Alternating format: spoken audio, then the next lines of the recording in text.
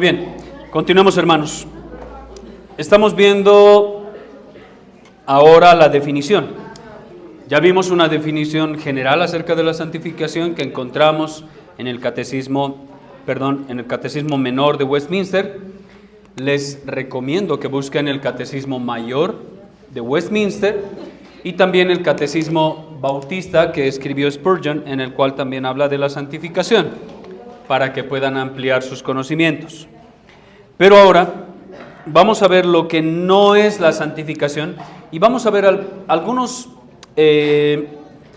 casos prácticos de lo que no es la santificación. ¿Por qué? Yo creo que es importante cuando uno enseñar lo que no es algo, para que los demás puedan también saber lo que sí es ese algo. Como los cajeros del banco, cuando reciben un billete, sabe las cosas que no debe tener un billete verdadero y sabe las cosas que debe tener un billete verdadero, ¿cierto? Bueno, cuando hablamos de santificación, hablamos también de algunos aspectos que no necesariamente son o evidencian santificación. Así que vamos a ver 7 cosas o 7 aspectos que no necesariamente son o evidencian santificación. Número 1, la santidad no es conocimiento. ¿Cuál es el ejemplo que les dejé ahí? El ejemplo de Balaam. ¿Quién sabe de Balaam? Muy bien.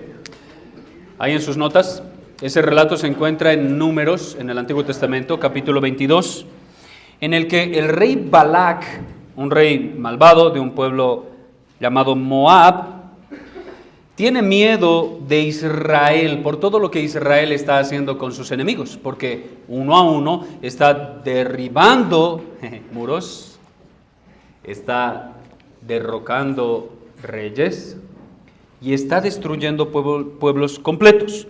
Así que Balac tiene miedo de los israelitas, del ejército de Israel, por todo lo que Dios está haciendo a través de ellos. Así que manda a buscar a un falso profeta conocido como Balaam. Ahora, lo particular en la historia de Balaam es que Dios sí habla con él. Y Dios sí le dice lo que tiene que hacer, aunque de todas maneras es un falso profeta. La primera vez que van a buscarlo, él consulta a Dios. Y Dios le dice, no vayas con ellos, no vayas. Su respuesta a toda esa gente que vienen a buscarlo es la siguiente: volveos a vuestra tierra, porque Jehová no me quiere dejar ir con ustedes. Eso es lo que les dice la primera vez. Pero en la segunda ocasión, en última instancia, va con ellos. Porque Dios le dice, bueno, ve. Porque es que en el corazón de este falso profeta estaba el ir. Él sí quería ir. Dios, en su gracia general, lo estaba refrenando. Dios estaba poniendo un freno ahí. En el camino, ya esta historia es muy conocida por todos ustedes, la burra le habla después de varios azotes por parte de él.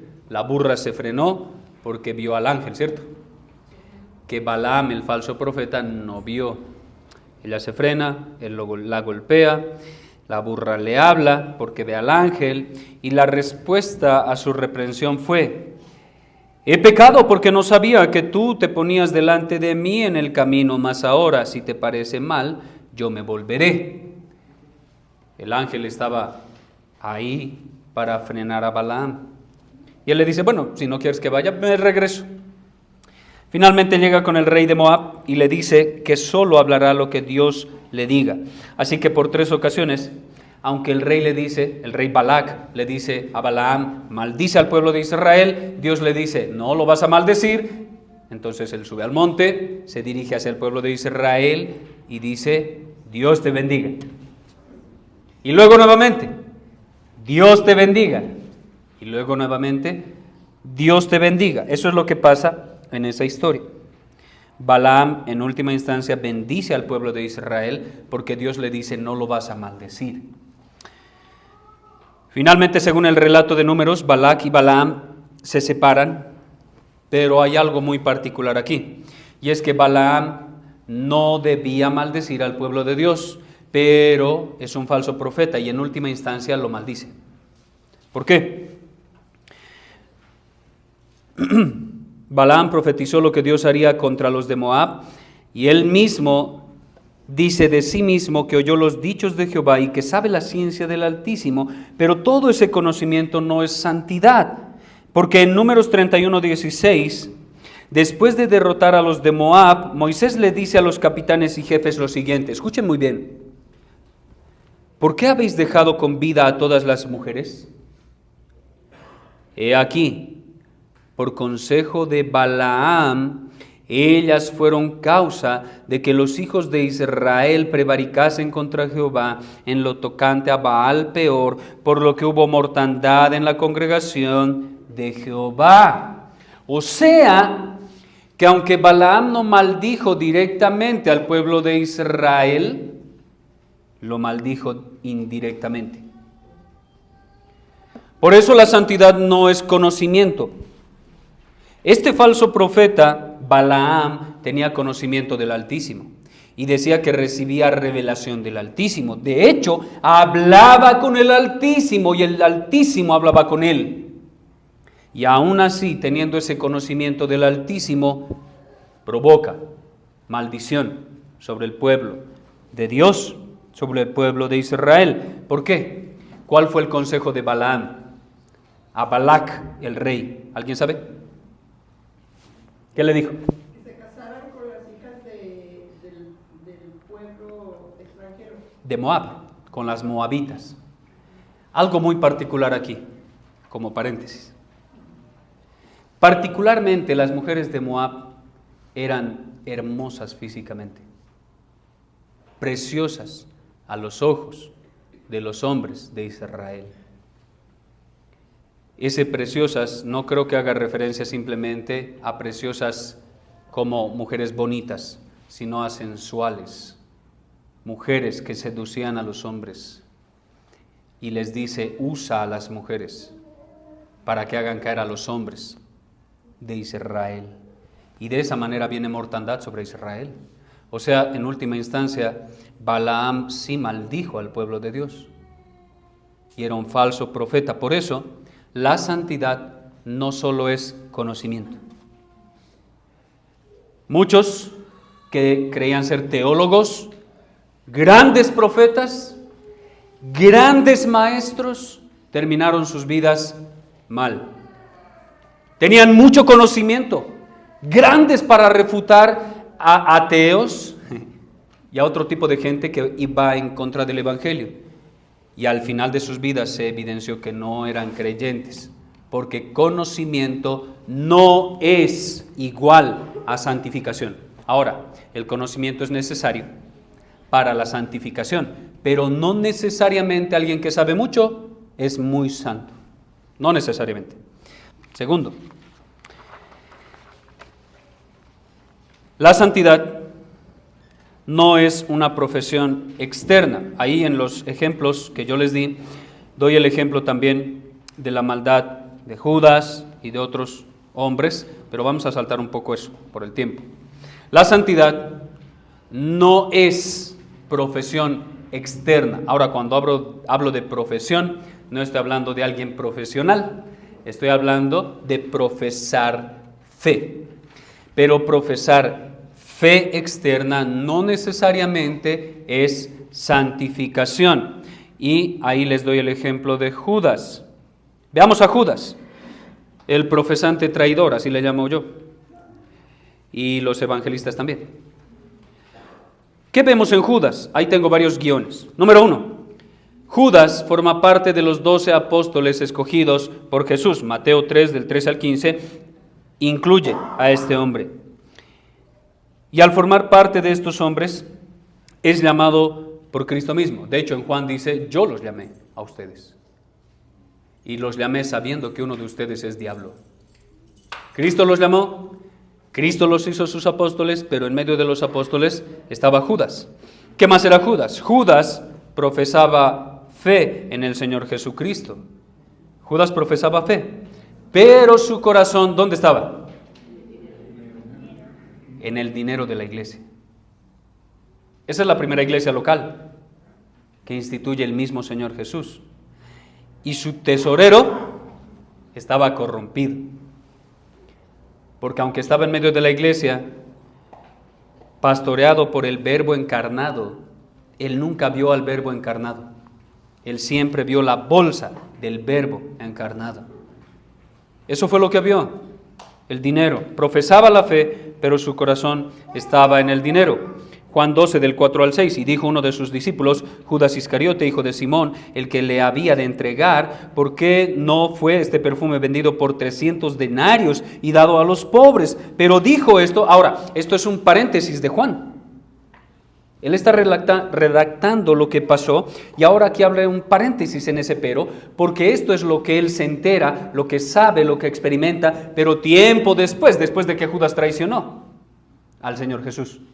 Así que él dice, pero dijo esto, o sea, esta es una inferencia de Juan, de ese evento que sucedió. Está redactando el evento y dice, pero quiero que tengan muy en claro que todo eso lo dijo no porque se cuidara de los pobres, sino porque era un ladrón y teniendo la bolsa sustraía de lo que se echaba en ella.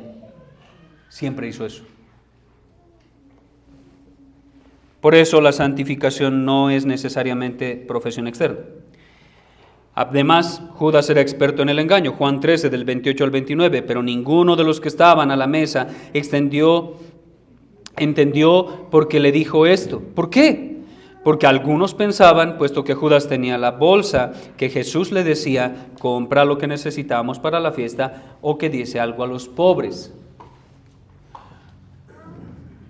¿Por qué sus demás hermanos apóstoles no entendieron que Cristo les estaba diciendo, Judas es el traidor?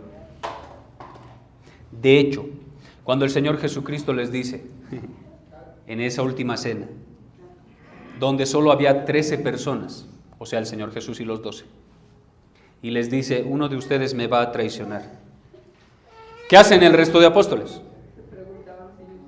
Bueno, los piadosos siempre van a preguntarse, ¿seré yo? Porque hay una duda santa acerca de nuestra salvación o incluso de quebrantar los mandatos de Dios. Hay una duda santa. ¿Seré yo, Señor? Yo sé que podría ser yo, porque soy tan débil que yo podría caer. Señor, ¿podría yo ir en contra tuya?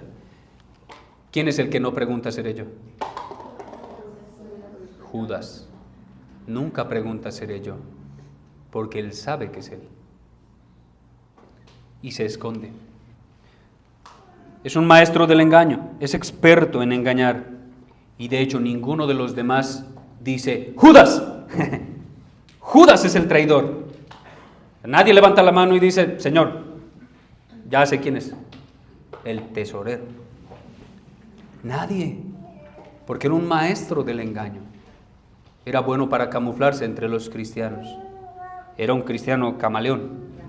Muy bueno para camuflarse entre los cristianos. Judas hablaba como cristiano, caminaba como cristiano, evangelizaba como cristiano, hacía obras de cristiano, pero no era cristiano. Profesaba la fe, pero no tenía fe. Eso era Judas. Y Judas finalmente demuestra lo que había en su corazón, y este es el punto. Hermanos amados, aunque nos duela, aunque lloremos, aunque sea muy duro para nosotros, los Judas van a ser evidenciados. Va a llegar el punto en el cual el Señor Jesucristo mismo les diga, sal y haz lo que tienes que hacer. Y van a salir de la iglesia y van a hacer lo que tienen que hacer, traicionar a Cristo y su iglesia. Lo van a hacer. Marcos 14, 10 al 11, entonces Judas Iscariote, uno de los 12, fue a los principales sacerdotes para entregárselo. Ellos al oírlo se alegraron y prometieron darle dinero. ¿Qué amaba Judas? El dinero. Y Judas buscaba oportunidad para entregar. Así que, lo segundo que no es, ya saben, ¿no? Santificación no necesariamente es profesión externa. Ahora, la profesión externa evidencia una profesión interna. Sin embargo, no siempre nos da seguridad de salvación de alma. Pueden profesar mucho ser cristianos, pero tal vez ni lo son. Para nosotros, hermanos, como no conocemos el corazón de las personas, alguien que profesa la fe es cristiano hasta que demuestre lo contrario. Judas fue cristiano en medio de los apóstoles hasta que demostró lo contrario. Y a partir que demuestra lo contrario, en los evangelios, en los 4, le llaman el traidor. Siempre dicen Judas el que traicionó al Señor. Judas el traidor. Judas el traidor. Judas el traidor. Muy duro, ¿cierto? Eso es muy duro. ¿Se imaginan? Que cuando alguien apostate de la fe en medio de la iglesia tenga que decir, espero que nadie se llame así aquí. Bueno, vamos a poner Judas. Judas, el traidor. Muy duro. Tercero, la santidad no es hacer muchas cosas. A eso se le llama activismo. La santidad no es hacer muchas cosas. El ejemplo de esto son los fariseos. Escribas y fariseos hipócritas. Hacían mucho y todo lo hacían para su gloria, para ellos. Lucas 18, 11 al 12, el fariseo, puesto en pie, oraba consigo mismo. ¿Con quién oraba? No oraba para Dios. No oraba para la gloria de Dios. Oraba para él. Oraba simplemente consigo mismo, hablándose a sí mismo. No le importaba a Dios, oraba consigo mismo de esta manera. Dios, te doy gracias. ¿Por qué? Porque no soy como los otros hombres. Uno diría, hasta ahí podríamos decir, amén, no eres como todos los hombres, eres peor. Sí, yo podría decir eso, Señor, te doy gracias, porque no soy como todos estos hombres. De los santos soy el más pequeño y de los pecadores soy el más grande, como diría Pablo. Hasta ahí podríamos decir amén. Lo malo es lo que viene después. Porque él dice, no soy como esos ladrones, injustos, adúlteros, ni aún como este aborrecible publicano que está junto a mí. No, yo sí soy piadoso. Este no. Ayuno 2 veces a la semana. Doy diezmos de todo lo que gano. ¿Y qué creen? Cuando daban sus diezmos quebrantaban la ley misma. Porque Cristo les dice, era necesario hacer eso y también lo otro. O sea, dar sus diezmos, pero también ayudar a sus padres. Porque ellos decían corbán. ¿Recuerdan eso? Todo con lo que te podía ayudar papá, ya lo entregué a Dios y ya no tengo nada para ti. Así que no me molestes. Mi ofrenda es santa y no te la puedo dar a ti. Hacían mucho. Mucho. Ayunaban 2 veces por semana. ¿Quién aquí ayuna 2 veces por semana? Nadie es tan piadoso como los fariseos. De hecho, lo mismo que está en este momento en sus mentes, estaba en la mente del resto de israelitas en ese tiempo, del resto de judíos. Yo jamás podría llegar a ser como un fariseo, porque es que ellos son la crema y la nata de la religión israelita. Jamás podría llegar a ser a ellos. ¿Por qué? Porque ellos decían, soy lo mejor de lo mejor. Y hacían mucho, pero hacer muchas cosas no es santidad. No lo es. Ahora, hacer para el Señor puede evidenciar crecimiento en santidad, pero hacer muchas cosas no necesariamente es santidad.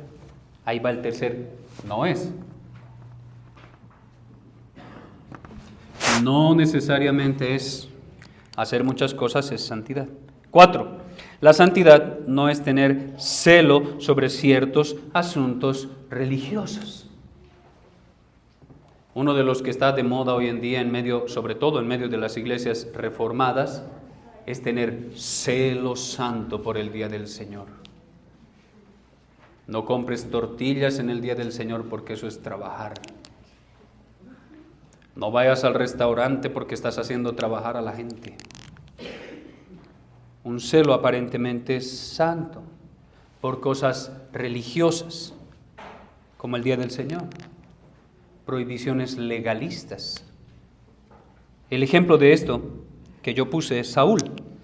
Primero de Samuel 13, del 9 al 12, nos dice que Saúl tenía un celo no santo pero sí tenía un celo por ciertos asuntos religiosos.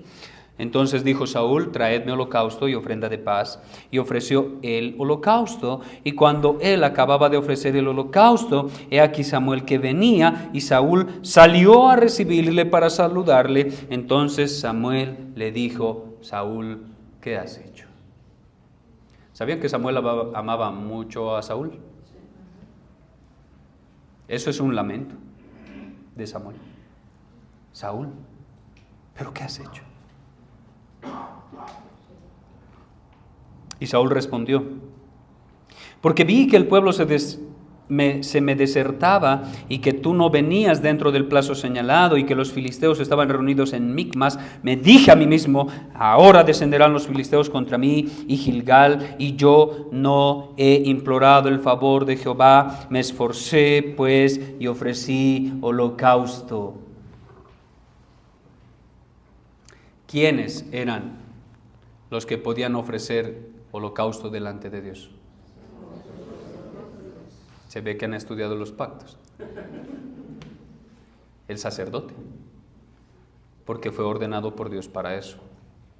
El rey no tenía el derecho de ofrecer holocaustos delante de Dios. Esa es una obra sumo sacerdotal. ¿Qué está haciendo Saúl? Saúl tiene celo por algunos asuntos religiosos, porque él sabe que la única forma en la cual el pueblo va a vencer a los enemigos filisteos es Dios. Lo malo es que no sabe cómo acercarse a él. No es paciente. No quiere esperar a que se haga la voluntad de Dios. Tiene medio miedo más a los hombres que a Dios. Y decide quebrantar un mandato directo de Dios. De hecho, eso es idolatría y rebelión, que es lo que le dice luego Samuel. Marcos 6:20. Porque Herodes temía a Juan, sabiendo que era varón justo y santo, y le guardaba a salvo, y oyéndole se quedaba muy perplejo, pero le escuchaba de buena gana. ¿Quién es ese hombre? Es el mismo que manda a matar al Señor Jesucristo y manda a matar al hombre que aparentemente respetaba. Y si se dan cuenta, tenía un celo por algunos asuntos religiosos, ¿cierto? Escuchaba de buena gana a Juan el Bautista, lo escuchaba. Sabía que era un hombre justo y santo, pero tener celo por esas cosas santas no es santidad necesariamente, no necesariamente lo es.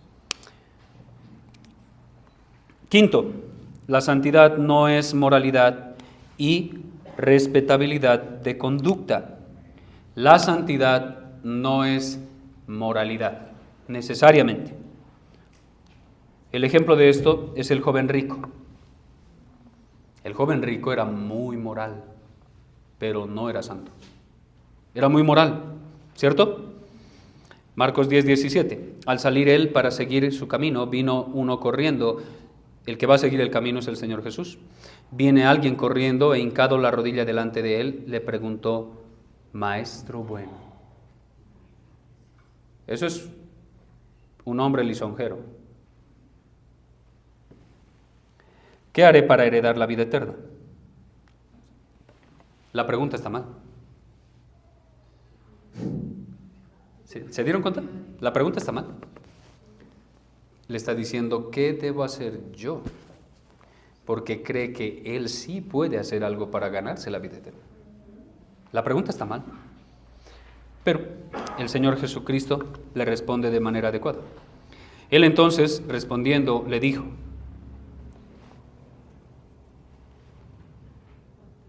perdón, está al final de la respuesta, no está el resto. Pasando hasta el versículo 20, él entonces respondiendo le dijo: Maestro, todo esto lo he guardado desde mi juventud. ¿Qué le dijo el Señor Jesús? ¿Saben a qué apela el Señor Jesucristo cuando alguien quiere salvarse por obras?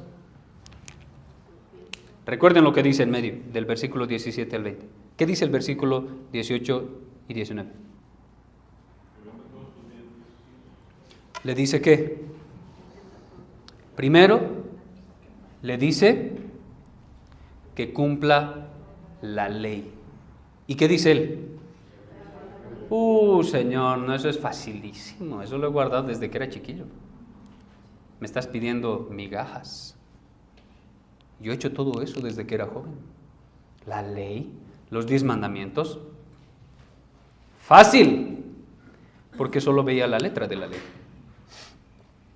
Así que el Señor ahora va a poner en prueba su cumplimiento de la ley, porque la ley se resume en 2 cosas.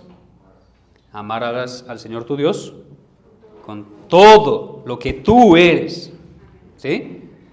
Con tu alma, con tu cuerpo, con tu mente, con tu espíritu y con todas tus fuerzas, tú debes amar solo y únicamente a Dios. Pero amarás a tu prójimo como a ti mismo. Bueno, el Señor Jesucristo va a poner a prueba ambos resúmenes de la ley. Cuando le dice entonces, ve y vende todo lo que tienes y dalo a los pobres, es ama a tu prójimo como a ti mismo. Y cuando le dice, sígueme, es que ama al Señor tu Dios con toda tu mente, con todo tu corazón y con todas tus fuerzas. ¿Cuál fue la respuesta del joven? Se fue triste. ¿Por qué? Porque para aquel que intenta salvarse por obras, la ley lo calla.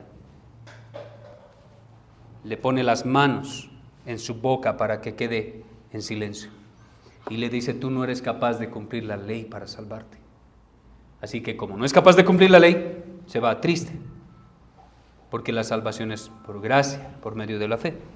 Entonces, este hombre que era tan moral, en realidad no era santo. Era un hombre moral y ya. Por eso, cuando predicamos, primero hablamos de la muerte espiritual, luego hablamos del Señor Jesucristo, y si hay arrepentimiento y fe, hablamos de santificación, obras. Antes no, porque un muerto no puede hacer obras para salvarse. Un vivo sí. Y la santificación progresiva son buenas obras. No para salvación, porque ya son salvos. Es para evidenciar que son salvos. Ahí está el punto. Muy bien, la santidad no es moralidad. Sexto, la santidad no es disfrutar de escuchar a buenos predicadores. Hay gente con la que me he encontrado que dice, me encanta escuchar a John MacArthur. Y no son creyentes. ¿Y por qué lo escuchas? No, tiene unos discursos increíbles. Y gracias a él, mi economía ha subido, he aprendido a vivir bien. Mi esposa y mis hijos ahora son felices porque he procurado hacer esas cosas. Porque me encanta escucharlo a él. Me encanta escuchar a Spurgeon. Me encanta escuchar a R.C. Sproul. Me encanta escuchar a esos hombres. Bueno, escuchar a predicadores buenos no necesariamente es santidad. Hay una anécdota acerca de... se me fue el nombre. De estos hombres que iniciaron el movimiento metodista, los Wesley, pero que tenían un contemporáneo. Wycliffe. ¿Es? Whitefield, ¿no? Muy bien. Gracias. George Whitefield era un predicador itinerante que era muy buen predicador.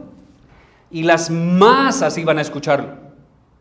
Ellos dejaron de predicar en la iglesia por muchos aspectos negativos dentro de la iglesia.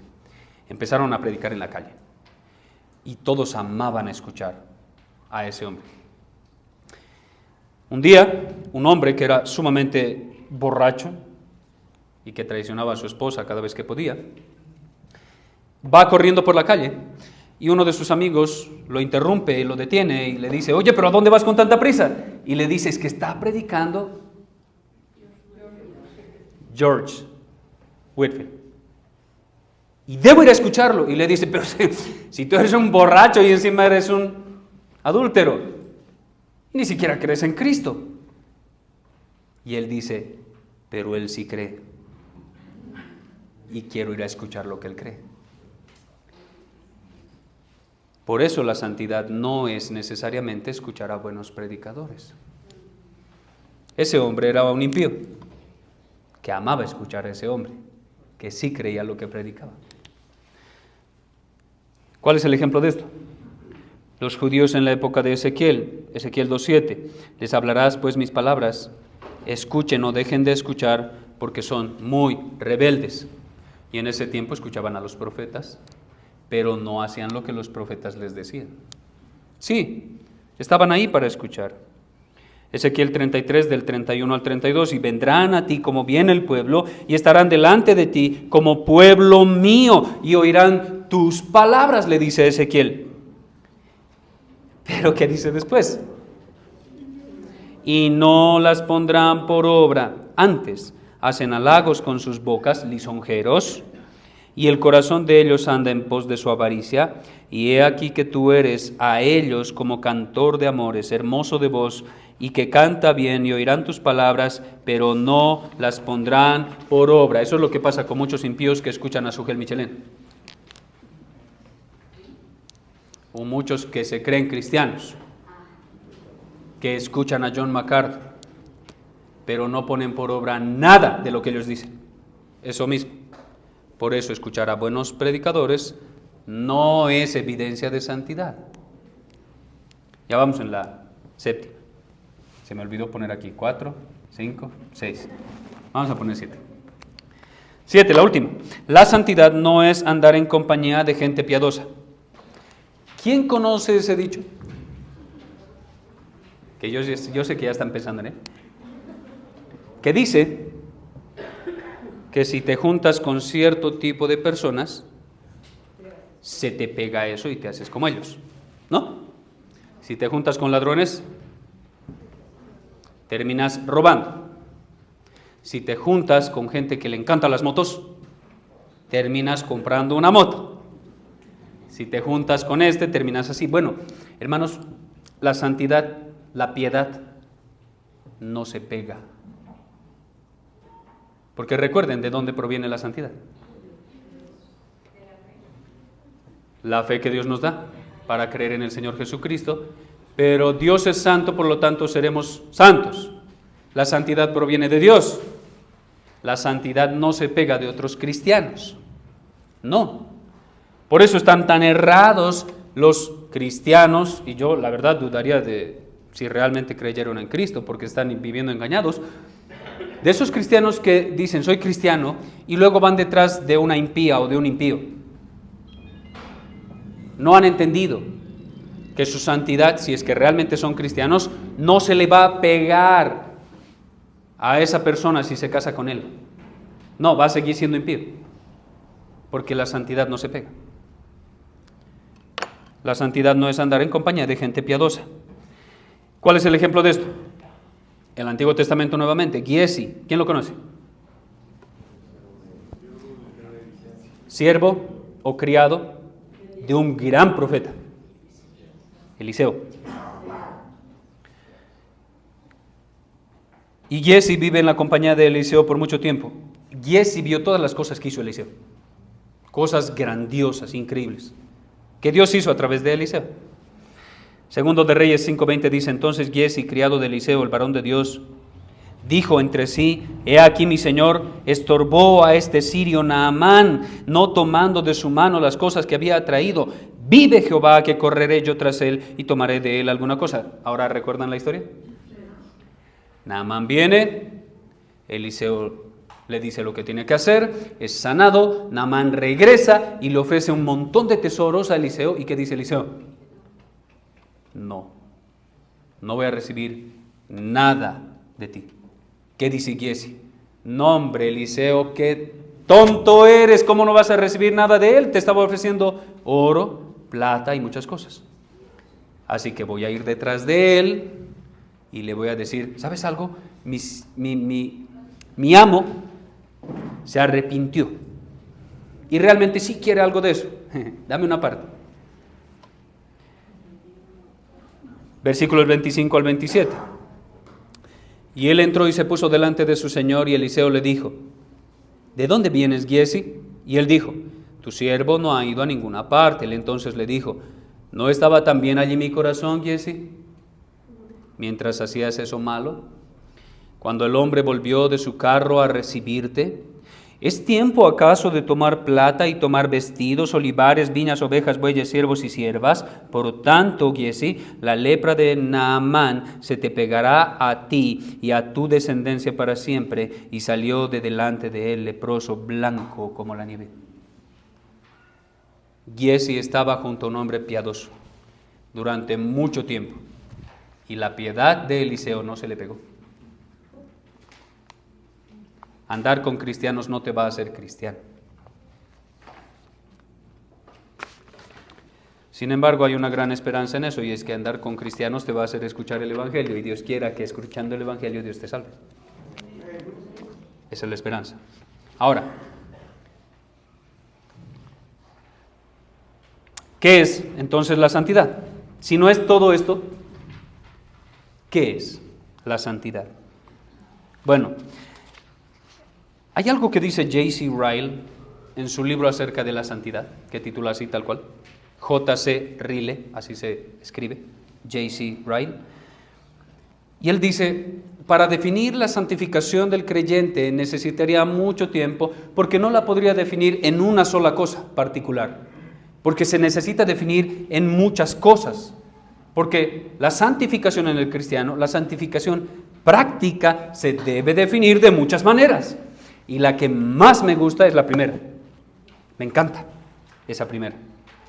Lo voy a resumir, porque les voy a dejar de tarea que lean el resto, pero voy a resumir varias partes de esto. Número 1, la santidad es el hábito de ser de un mismo sentir con Dios. ¿Qué significa eso? Amado hermano, la santificación es amar lo que Dios ama y es aborrecer lo que Dios aborrece. Es amar lo que Dios ama y es odiar, aborrecer con la misma intensidad y fuerza lo que Dios aborrece. ¿Qué debe suceder para eso? ¿Cómo tú podrías amar lo que Dios ama y odiar lo que Dios odia? ¿Quién dijo eso? Conociendo, hermana. ¿Conociendo a quién? A Dios. ¿Recuerdan lo que dice Efesios 5:1? Ahí está en sus notas, más abajo.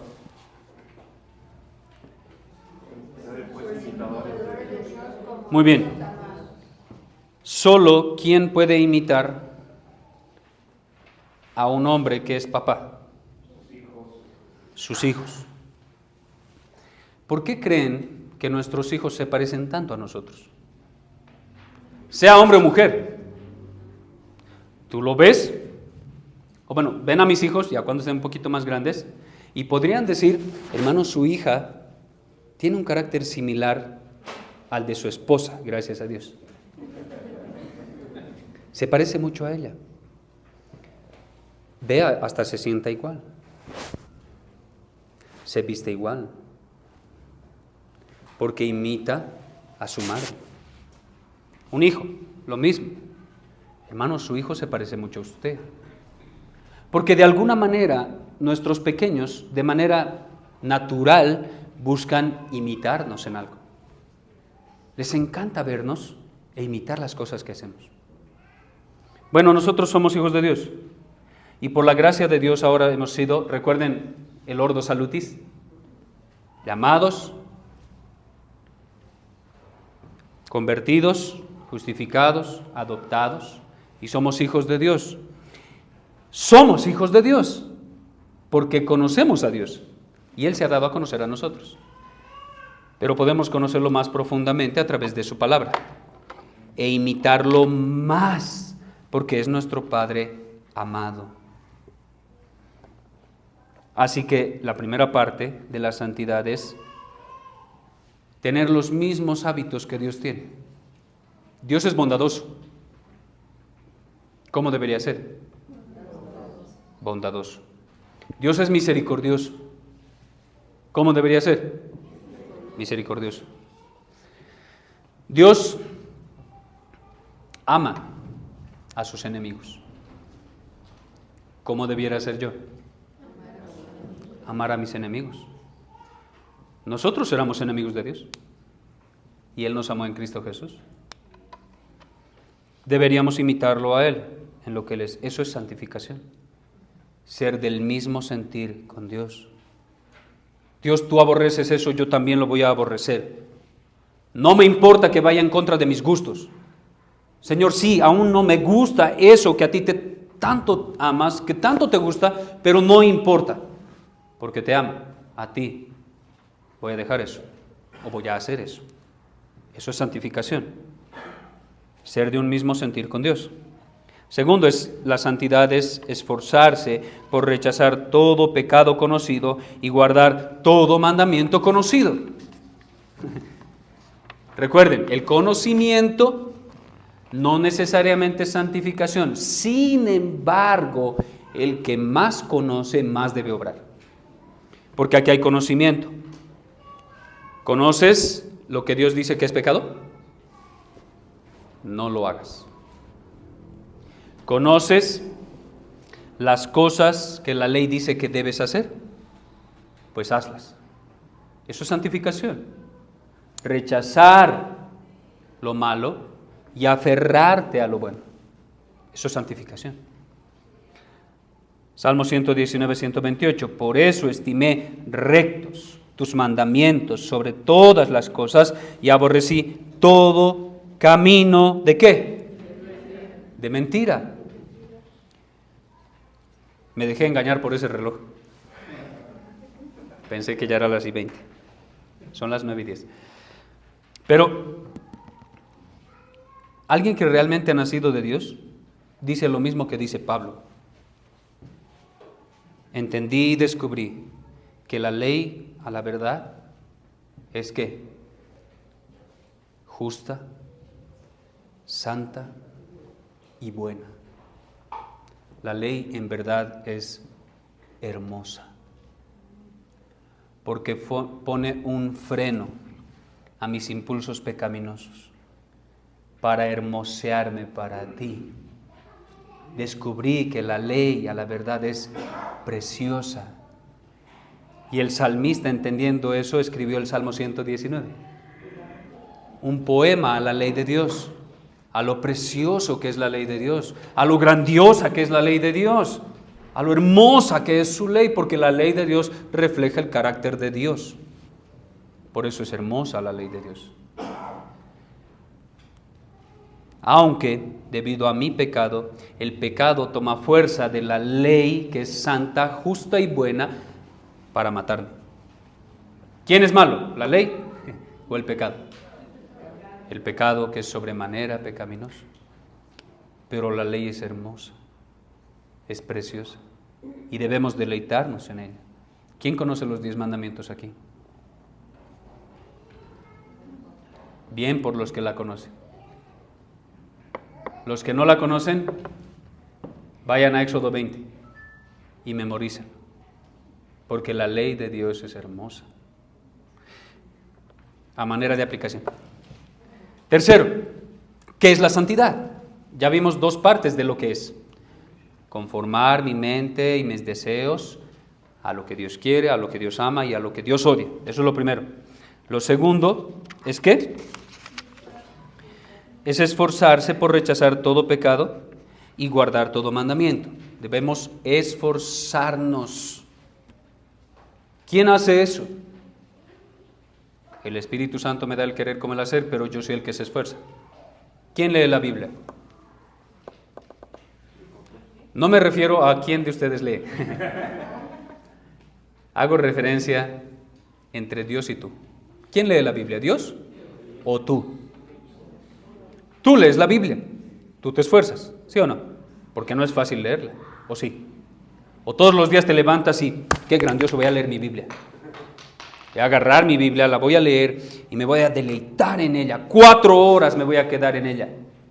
¿Quién se levanta así todos los días? Nadie. ¿Saben por qué? Nadie hace eso. ¿Por qué? Porque es una lucha. Porque es una batalla. Porque mi carne, el diablo y el mundo están constantemente diciéndome, no lo hagas, no lo hagas, no lo hagas, no lo hagas. No quieren que lo haga. Y es difícil.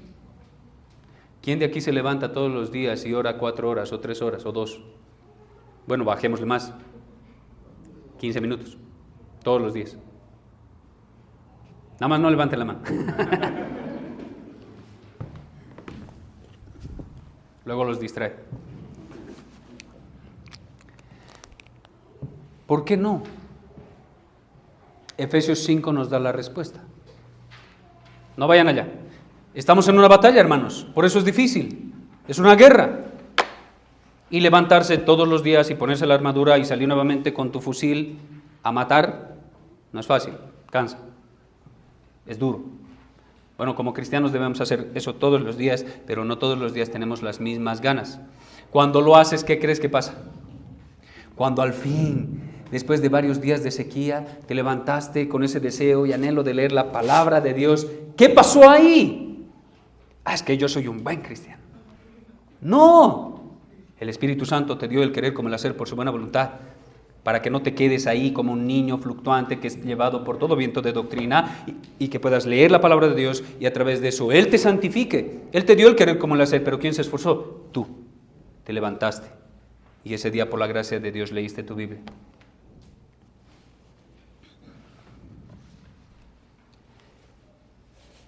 Tercero, la santidad es eso, luchar por ser semejante a Cristo.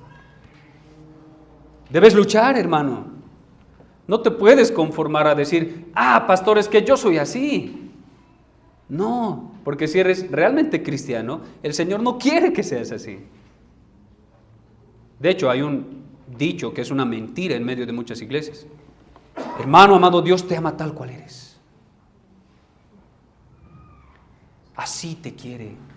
¿Quién dijo? Eso es una mentira salida del mismo infierno. Dios no te quiere así como eres. Por eso te quiere conformar a la imagen de su Hijo Jesucristo. Porque Dios aborrece como eres así. Te quiere a la imagen de su Hijo. Santo, perfecto, bueno, bondadoso, misericordioso, lleno de gracia y de bondad. Así te quiere. No te quiere así como estás. Por eso hablamos al inicio de la imagen de Dios, que está siendo renovada en nosotros. Eso de que Dios te quiere tal cual eres y te salvó porque te necesita es una mentira del diablo. Eso no es cierto y no se lo crean.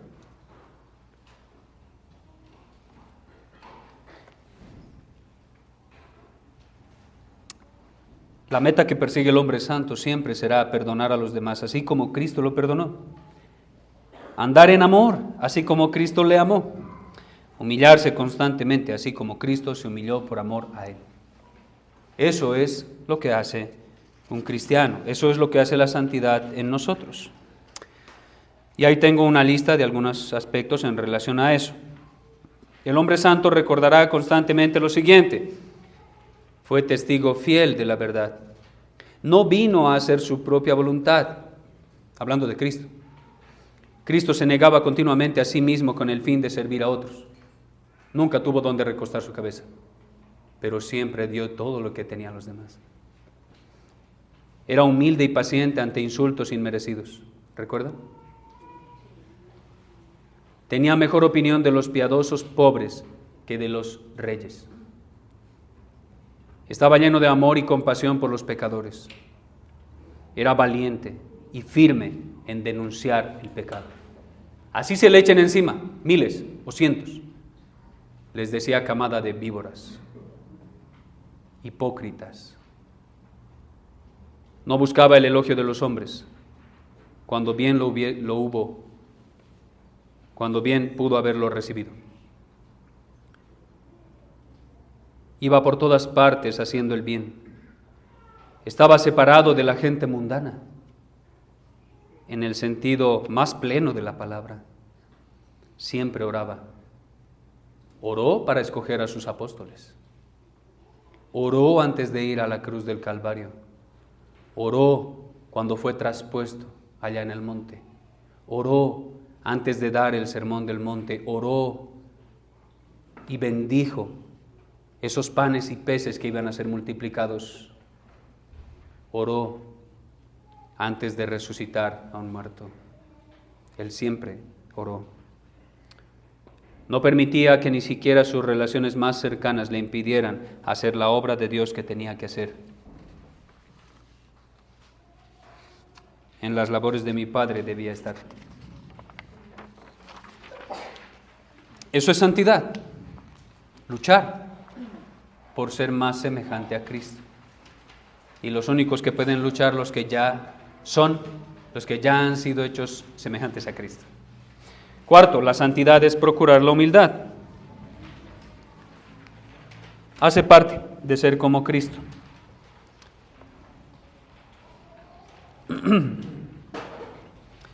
El apóstol Pablo diría, como un hombre muy humilde, de todos los apóstoles, yo soy el más chico. Yo soy el abortivo. Pero hay algo más. Y el apóstol Pablo, que escribió la mayor parte de cartas del Nuevo Testamento, ¿saben qué dijo? De todos los santos, del antiguo pacto y del nuevo pacto, yo, el gran apóstol Pablo a los gentiles, soy el más pequeño. Eso es humildad, y no lo decía por decir. Él realmente creía eso. ¿Saben por qué? Lean todas las cartas que escribió el apóstol Pablo y se van a dar cuenta de eso. Pero un ejemplo, en Romanos capítulo 1, cuando va a ir a la iglesia de Roma, él no simplemente dice, voy a ir y les voy a comunicar el bendito evangelio para que sean bendecidos porque yo soy el mejor apóstol. No dice eso. Dice, voy a ir para comunicarles gracia y quiero bendecirlos a ustedes, pero al mismo tiempo quiero ser bendecido por ustedes. Ese es el apóstol Pablo, humilde. Porque él sabe que el cristiano más sencillo y humilde en medio de la iglesia tiene mucho que enseñarle al más grande teólogo de la historia. Eso es humildad. Y debemos ser humildes, procurar ser eso. Voy a saltar las notas.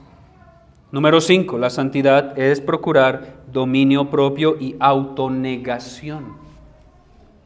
Hermanos, tener dominio propio hoy en día, con la contaminación cultural que tenemos, es difícil. Es muy difícil, porque tenemos que tener dominio propio en muchas cosas. ¿Sí o no? Ya iba a tomar el teléfono de mi hermano. En el tiempo que pasamos con este aparato, debemos tener dominio propio. ¿Y saben algo? No hay dominio propio en muchos cristianos en relación a esta cosa.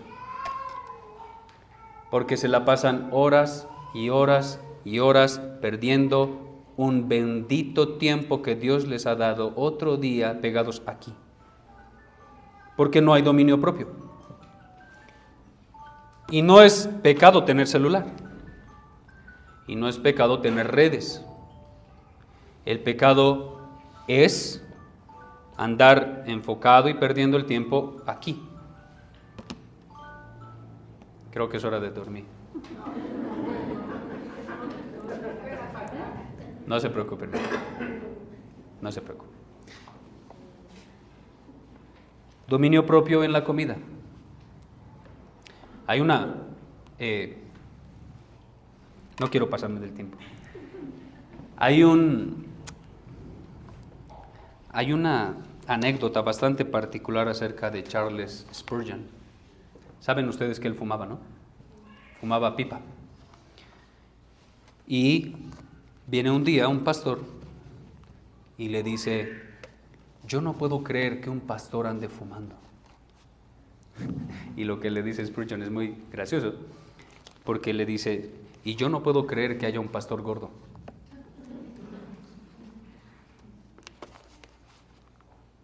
Lastimosamente han hecho de eso una mofa, de la falta de dominio propio.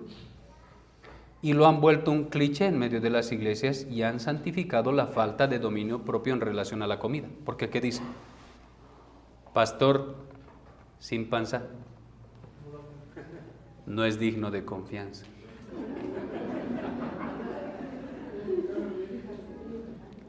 ¿No debiera más bien ser denunciado su pecado de falta de dominio propio? De decirle, hermano, deberías cuidar tu salud. ¿No? Y a todos nosotros. Porque la santidad no es solo cosas espirituales, de leer mi Biblia todos los días y orar, no, también es la parte práctica de nuestro cuerpo, del cuidado que debemos tener de eso. Debería ser contrario el dicho, pastor con panza no es digno de confianza, porque ahí no hay dominio propio. Y si nos estamos dejando llevar por algún vicio, por algo que en sí mismo no es pecado, pero nos dejamos arrastrar por eso, en últimas es pecado. Pero la santidad es tener dominio propio. Lucas 21:34, mirad también por vosotros mismos que vuestros corazones no se carguen de glotonería y de embriaguez y de los afanes de esta vida, y venga de repente sobre vosotros aquel día. No vivan cargados de los afanes del día a día, afanados con el trabajo todos los días, como si Dios no existiera y todo tenga que depender de mí. No, Dios existe y no todo depende de ti, depende de Dios.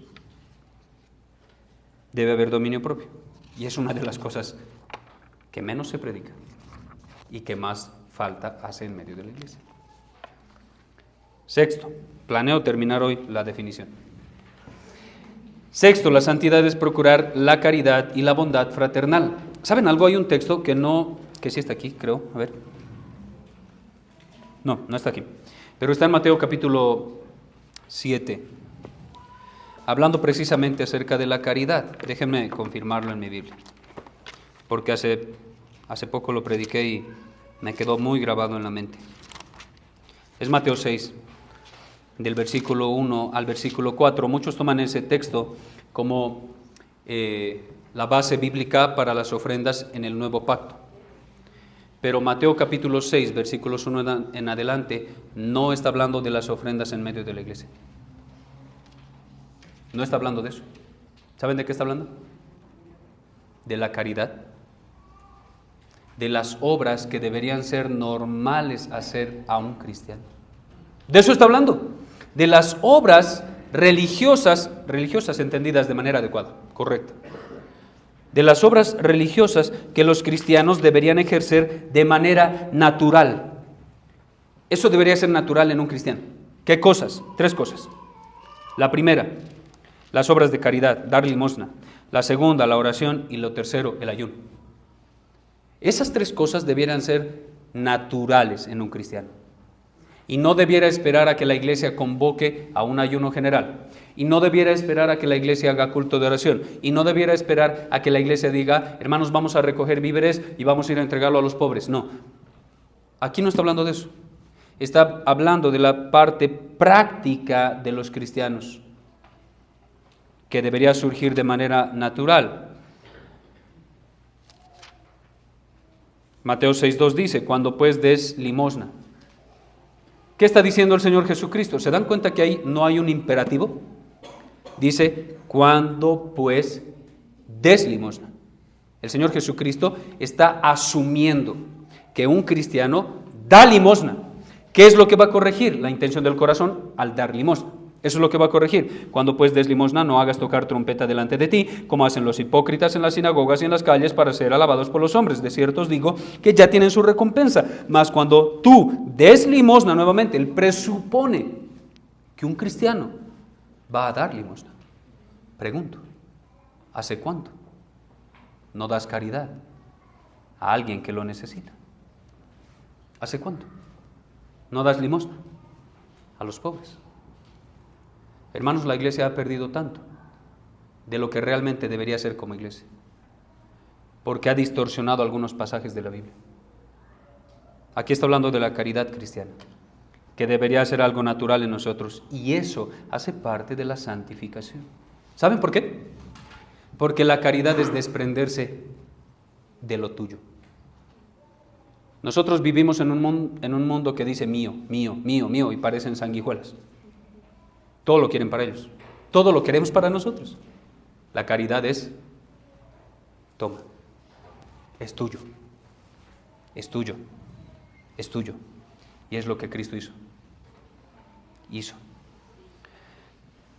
La santidad, séptimo, es procurar practicar un espíritu de misericordia y benevolencia hacia los demás. La mujer santa verá a Dorcas como ejemplo, pues no solo propone lo que se puede hacer, sino que se pone manos a la obra. Hechos 9:36, había entonces en Jope una discípula llamada Tabita, que traducido quiere decir Dorcas. Esta abundaba en buenas obras y en limosnas que hacía. Hermano, no tienes que esperar a que la iglesia se mueva. Tú, si realmente eres santo, vas a evidenciar esa santidad. Así. Abundando en buenas obras, vas a ser misericordioso, benevolente hacia los demás. Los hombres verán a Pablo y dirán junto con él, 2 Corintios 12:15, y yo con el mayor placer gastaré lo mío, y aún yo mismo me gastaré del todo por amor de vuestras almas, aunque amándoos más, sea amado menos. No importa que ustedes me paguen mal, me voy a dar por ustedes. No importa. Eso es santidad. Número 8, santidad es procurar la pureza de corazón. No es simplemente algo externo. Claro que hay algo interno. Santidad de corazón.